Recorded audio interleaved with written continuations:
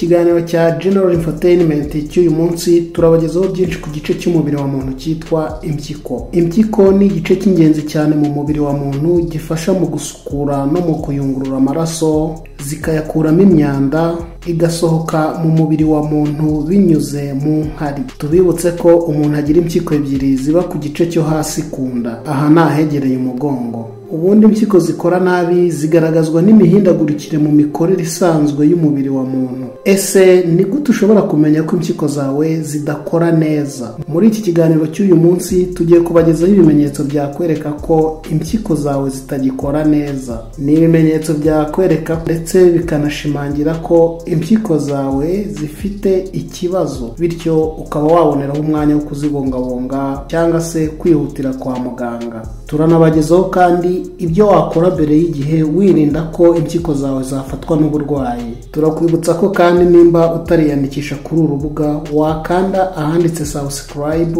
ubundi ugakanda ahari inzogera kugira ngo ibiganiro byacu uzajye ubibonera ku gihe, ndetse ukaba wakora share kugira ngo ibiganiro byacu bigere kuri benshi, ndetse ugakanda n'ahanditse like. Mukaba muri kumwe nanjye Eric muri studio za General Infotainment. Tubahaye ikaze.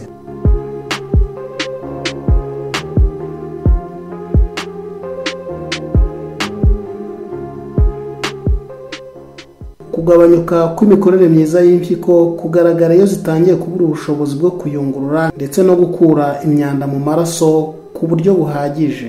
Ibi biza bikurikiwe n'ingaruka zitandukanye, hakaba izigaragara inyuma ku mubiri ndetse n'izigaragariza mu byiyumviro bya muntu. Iyo uburwayi bw'impyiko butangiye gufata umuntu bikiri mu bihe bya mbere bita initial stage, ibimenyetso byabwo ntibipfa kwigaragaza, ndetse ibi bikaba byaba imbogamizi ku murwayi kubera ko atabasha kwivuriza igihe, kubera ko bataramenya ko yamaze kugira ikibazo cy'impyiko. Ibi bikaba byatuma ativuriza igihe, uburwayi butarangiza n'ibindi bice by'umubiri.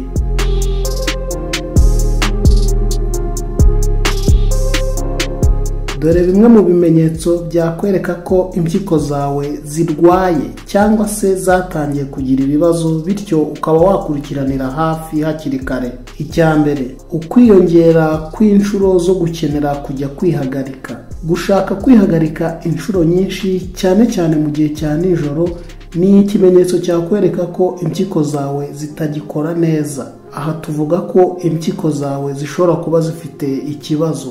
Iyo utuyunguruzo tw'impyiko twangiritse byongera ubushake bwo guhora wumva ushaka kujya kwihagarika. Ibi biterwa n'uko utu tuyunguruzo tuba tutagishoboye guhagarika inkari mu gihe kirekire. Gusa kandi nanone ibi bishobora kuba ikimenyetso cy'ubwandu bw'umuyoboro w'inkari cyangwa se kubyimba kwa prostate ku bagabo. Ufite iki kibazo cy'impyiko akenera kujya kwihagarika cyane kandi kenshi. Yumva bishaka cyane ku buryo atamara umwanya afunze uruhago rwe. Ikimenyetso cya kabiri, kugaragara kw'amaraso mu nkari.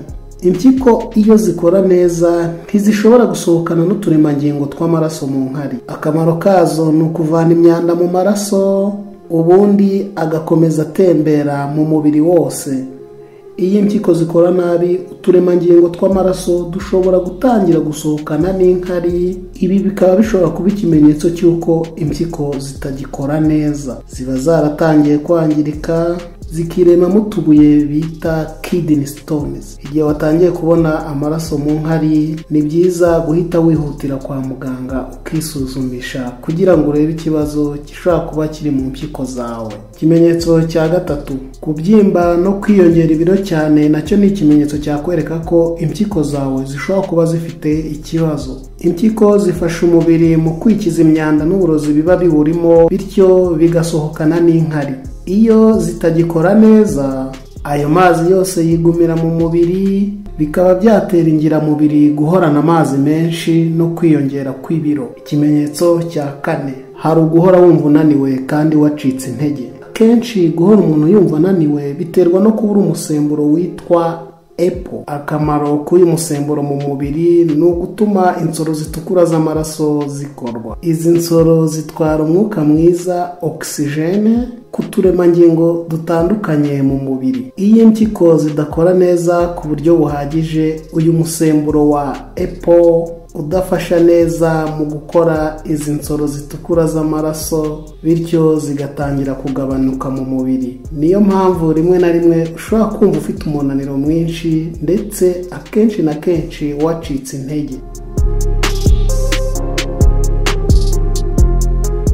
Ikimenyetso cya gatanu, kuzamuka k'umuvuduko w'amaraso. Iyo impyiko zawe zangiritse cyangwa se zitagikora neza, ntiziba zigishoboye kuringaniza neza umuvuduko w'amaraso. Ibi bituma imbaraga amaraso acana mu miyoboro yayo ziyongera. Izi mbaraga akaba arizo zituma imiyoboro y'amaraso mu mpyiko irushaho kwangirika no gukomera cyane. Ikimenyetso cya gatandatu cyakuburira ko impyiko zawe zifite ikibazo, guhorana imbwa mu mikaya. Impyiko zikora nabi zitera imyunyungugu itandukanye mu mubiri, kutagira urugero ruhagije rwa calcium na phosphore. Ibi bigatuma zitangira kugabanyuka mu mubiri, bityo imikaya igahora yikanya.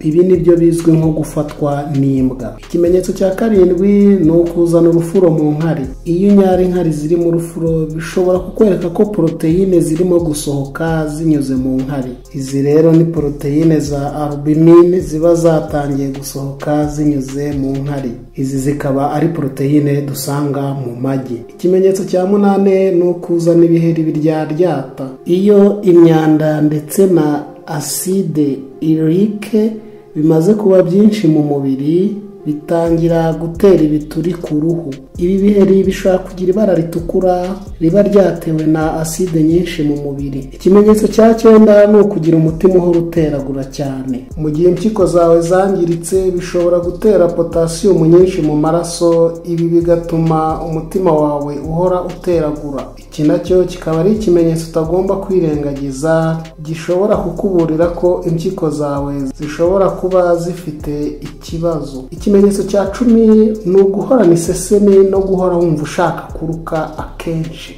Iyi myanda ikabije kuba myinshi mu mubiri kubera ko impyiko zitakisohora neza ku buryo bukwiye, umubiri ubwawo utangira gushaka uburyo bwose bushoboka kugira ngo yikize. Ibi nibyo bituma wumva ufite isesemi igaruka kugushaka kuruka kugira ngo iyo myanda isohoke. Ikimenyetso cya 11 ni ukugira ubukonje bwinshi mu mubiri. Ushobora kumva ukonje cyane no mu gihe hari ubushyuhe. Iyo impyiko zawe zikora nabi, amaraso nayo aba makeya. Ibi biterwa nuko twaturemangingo dutwara umwuka mwiza tuba twarangiritse. Ibi rero akaba ari byo bituma umubiri uhora ukonje. Ikimenyetso cya 12, ingorane mu guhumeka. Iyo impyiko zitagikora neza, amazi yibika mu mubiri cyane. Ibi bikaba byatuma yibika no mu bihaha. Aha niho hashobora kuva ikibazo cyo mu buhumekero. Ikindi kandi, iyo twaturemangingo dutwara umwuka mwiza oxygene twagabanyutse, bishobora gutera ingorane mu guhumeka.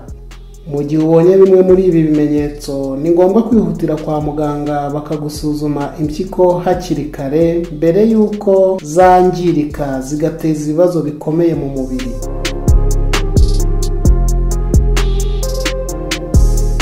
Reka nanone tubagezeho ibyo ukwiriye gukora kugira ngo urinde impyiko zawe uburwayi hakiri kare. Impyiko ni ingingo z'ingenzi cyane mu mikorere myiza y'umubiri wacu. Zifasha mu gusukura amaraso, kwinjiza imyunyungugu mu mubiri, kuringaniza acide mu maraso no kwikiza imyanda n'ubundi burozi biba biwurimo. Ni kenshi ujya wumva ngo runaka akeneye guhindurirwa impyiko kubera ko izo yari asanganwe zangiritse. Kugira ngo impyiko zangirike zihagarike gukora burundu, bisaba igihe kirekire cyane kubera ko zifite ubushobozi bwo gukoresha 20% by'ubushobozi bwose zifite mu gukora.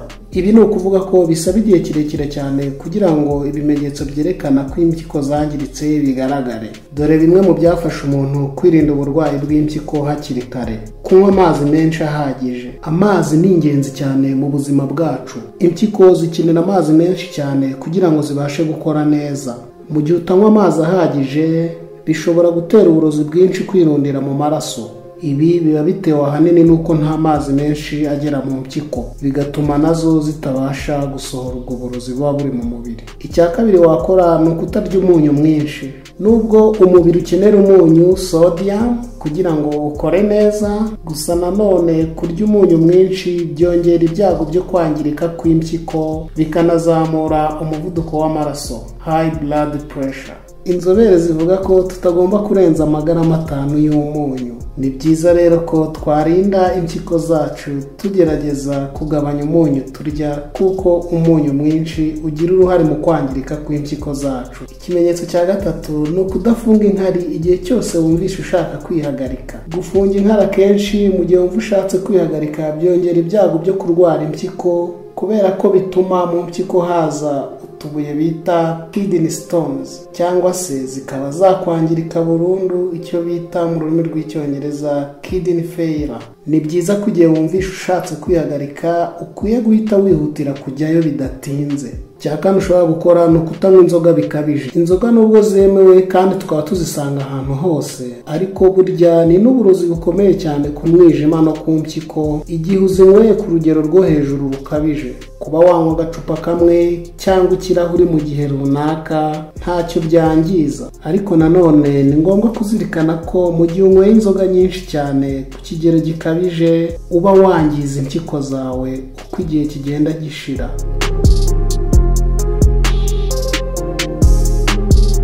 Icya gatanu ni ugusinzira bihagije. Gusinzira neza bihagije ntibifasha umubiri kuruhuka neza gusa, ahubwo birinda n'impyiko kwangirika. Agahu kazo kiyuburura ari uko wasinziriye neza, bityo mu gihe utasinziriye neza bikaba bishobora kuzangiza. Ikintu cya gatandatu twiriye gukora ni ukurya ibiribwa birimo imyunyungugu na vitamini B6.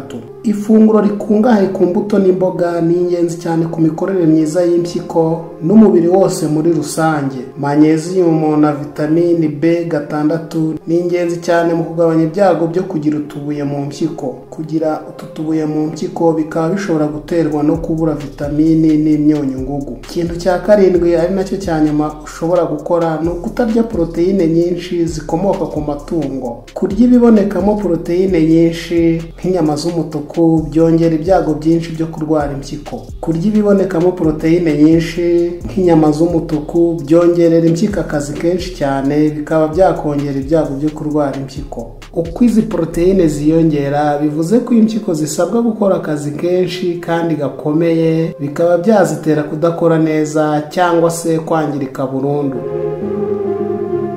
Mwakoze gukurikirana iki kiganiro cyacu, tubifurije amahoro n'amahirwe mu byo mukora byose.